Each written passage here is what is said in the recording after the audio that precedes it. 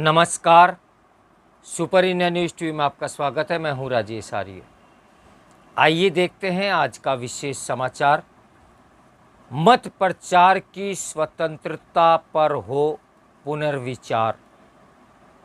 लोगों को मत प्रसार से जुड़ी छूट की कोई आवश्यकता ही नहीं, क्योंकि यह कोई दुकान या व्यापार नहीं है।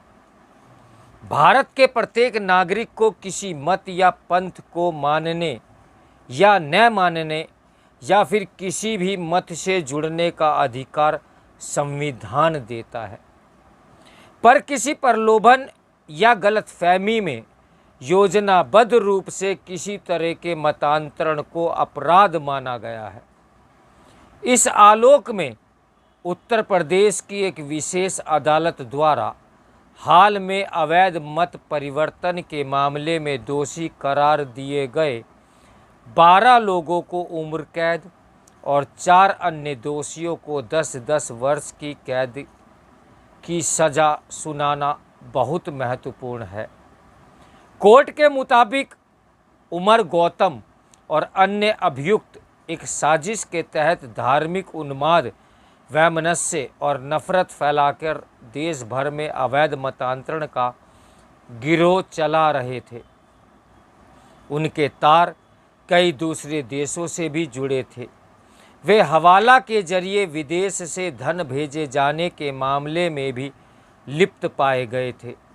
वे देश में आर्थिक रूप से कमज़ोर महिलाओं और दिव्यांगों को लालच देकर और उन पर अनुचित दबाव बनाकर बड़े पैमाने पर उनका मत परिवर्तन करा रहे थे।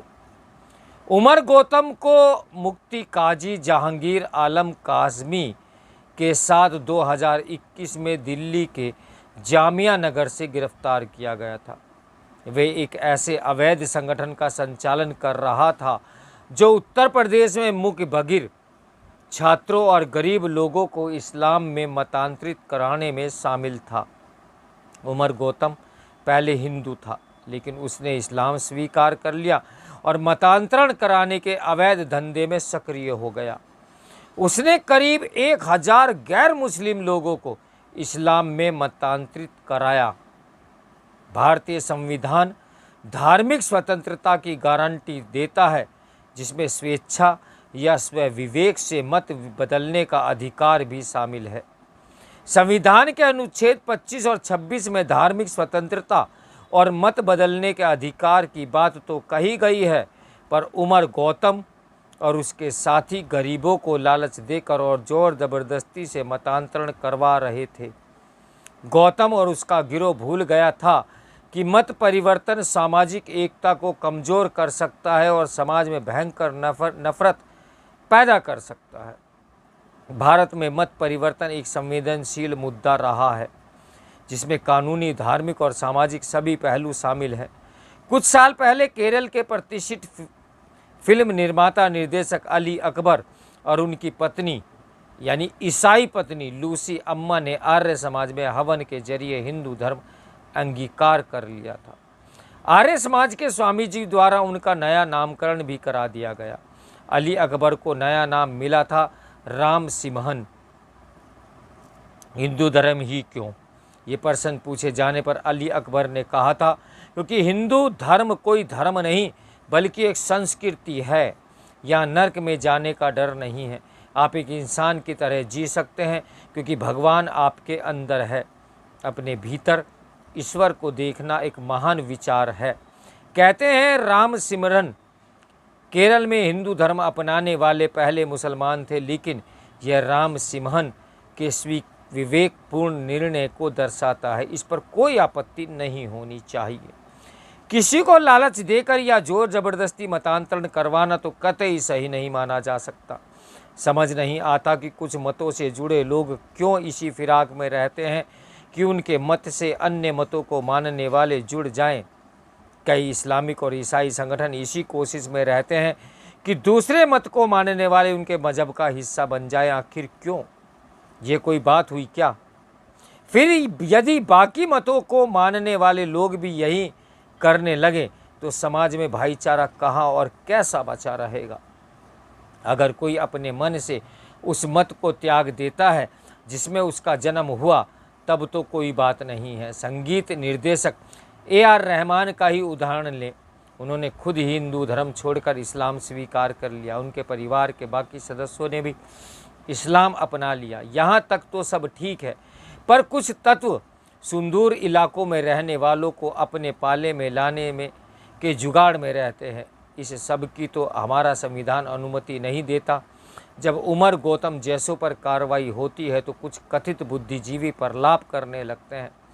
पिछले कई वर्षों से पंजाब से खबरें आ रही हैं कि राज्य में दलित सिखों को लालच देकर ईसाई मत से जोड़ा जा रहा है।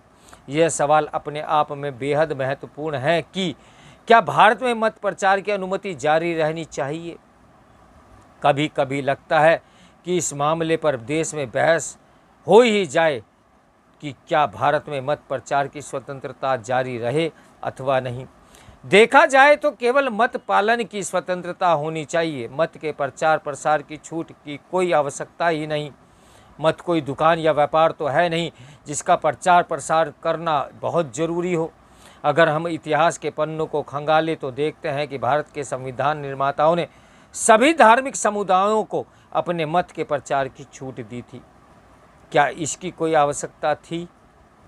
बेशक भारत में ईसाई धर्म की तरफ से शिक्षा और स्वास्थ्य के क्षेत्र में ठोस और ईमानदारी से काम किया गया है, पर कहने वाले कहते हैं कि उस सेवा की आड़ में मतांतरण का ही उसका मुख्य लक्ष्य रहा है। उधर इस्लाम का प्रचार करने वाले बिना कुछ किए ही मतांतरण करवाने के मौके खोजते हैं। हालांकि मुसलमानों की शिक्षण संस्था अंजुमन इस्लाम ने भी शिक्षा के क्षेत्र में उल्लेखनीय काम किया है। अब आप देखें कि आर्य समाज, सनातन धर्म और सिखों की तरफ से देश में सैकड़ों स्कूल, कॉलेज और अस्पताल वगैरह चल रहे हैं, लेकिन उन्होंने किसी ईसाई या मुसलमान के मतांतरण का कभी प्रयास नहीं किया। लोगों को अपने मत को जानने और मानने की तो अनुमति होनी चाहिए, पर अपने मत का प्रचार करने या मतांतरण करने की इजाज़त तो नहीं दी जा सकती ना।